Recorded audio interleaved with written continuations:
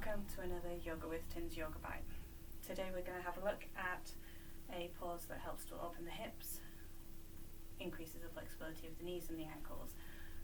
So it is a seated pose, so we will start down on the floor. And you want to bring your feet, the soles of your feet together, allow your knees to fall out to the side. So the pose we're doing today is Baddha Konasana, but we're going to start off with how it can be used as a nice warm-up just to get those hips moving, especially if you're doing a very lunge-heavy pigeon, three-legged dog, that sort of practice where you're going to be requiring a lot of movement through the hips. Baddha Konasana in the version of butterfly can be used to help warm the hips up. So you bring the soles of your feet together, and for Baddha Konasana you'd usually have the soles of your feet quite close. You're actually wanting to keep them a little further out, so 1.5 to 2 feet away from the body, and keeping the spine nice and straight, taking hold of the ankles. You're just gonna press the legs up and down like a butterfly's wings, and you can do this in time with the breathing.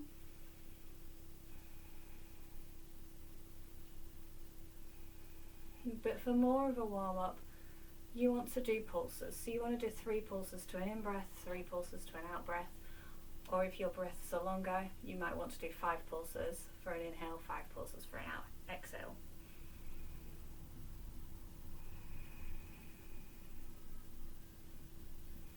Start off slow and get a little bit faster as you go along, and that just warms up the inner and outer hips, also warms up the knees and the ankles a little bit. And this is called the butterfly pose. And then coming to a stop, and to come into the main Baddha Konasana pose itself, you want to bring the feet in so that they're about a foot's distance away from the body. Wrap the hands around the feet. You can interlace the fingers if you want to, but you don't want to be rounding over, hunching the shoulders. You're still going to reach nice and tall through the head, and your legs are going to reach the opposite way, so you're pressing the knees down towards the floor. Another option is that you can have your elbows on your knees, and you can actually press through the elbows to help the knees come down. What you don't want to do is force them though. You just want gentle pressure on the knees.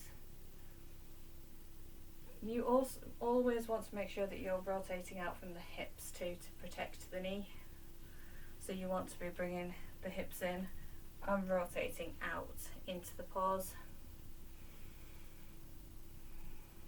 And depending on how tight your hip flexors are, will depend on how close to the floor your knees can come.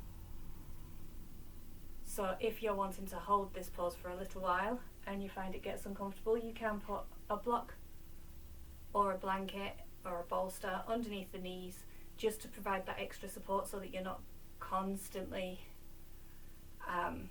pressing further than is comfortable, but you've got that guidance as to how far to press. So you're still working through the hip flexors, but you've got a little bit of support underneath those knees. So moving through this, the next pose that you can come into is folded Baddha Konasana. So you can actually start to walk your hands out in front of you and fold over the feet. So if you're doing this as more of a yang practice, you want to keep your back nice and straight. If you're going to relax into it, you can actually round over the heels, and at this point you'd stop pushing the legs down. You just let that naturally happen. And this is the yin version of the pose. So you're letting gravity naturally pull on the body rather than you pulling anything or pushing anything yourself. So they're the 2 options for the forward fold. The yang one where you're keeping your back nice and straight just to make sure that you don't damage the lower back by overstretching it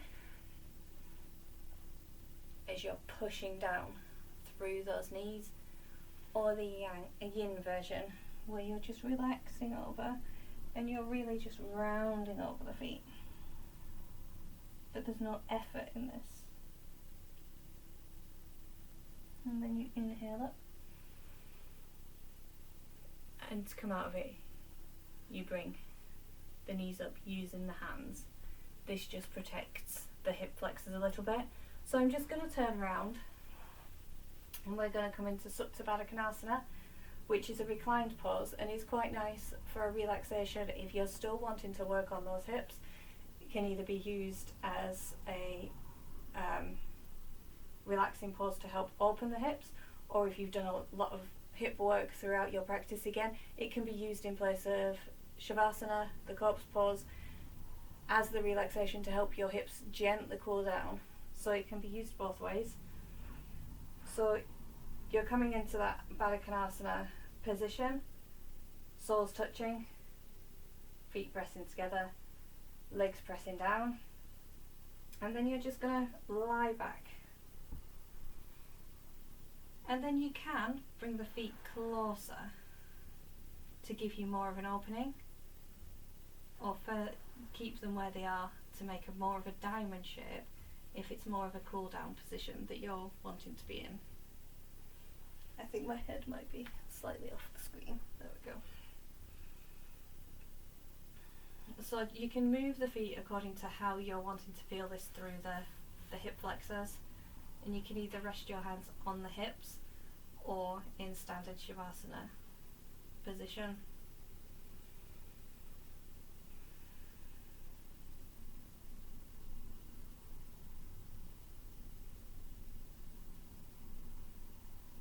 And this just gently opens the hips while you're relaxing into it. You just have to be mindful that you're not tensing the glutes as you're in this pose.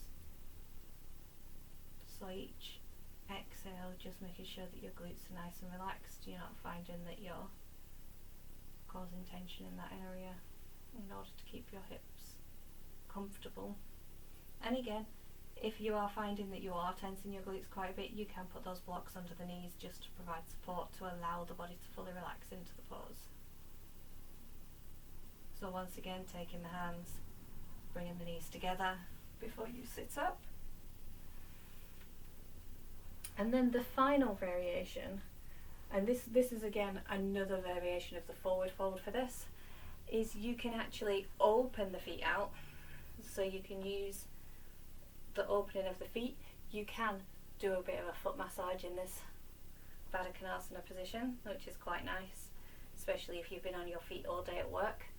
It's quite a nice start to a practice, is just to give your feet a little bit of a massage. But then having the feet open and keeping those fingers in the middle of the feet, you can then bend forward again, and this gives a little bit more of a rotation to the ankles and also allows the feet to open out a little more, and it gives you a sort of support for the arms on your legs.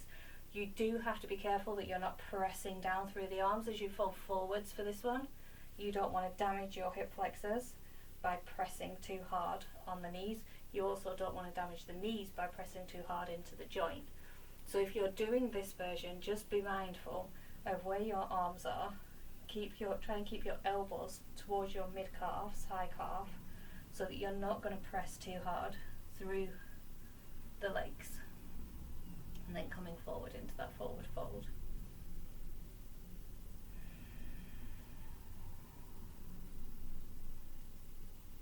Inhaling up, bringing the feet together, bringing the knees together, and then relaxing. So a good counter stretch for the hips is just to stretch the legs out and give them a bit of a bounce. And that just releases the hip flexors in here. Thank you for joining me for the Yoga Bite. Hopefully that's given you some ideas on how to use Baddha Konasana in your own practice. Thank you for joining me. Namaste.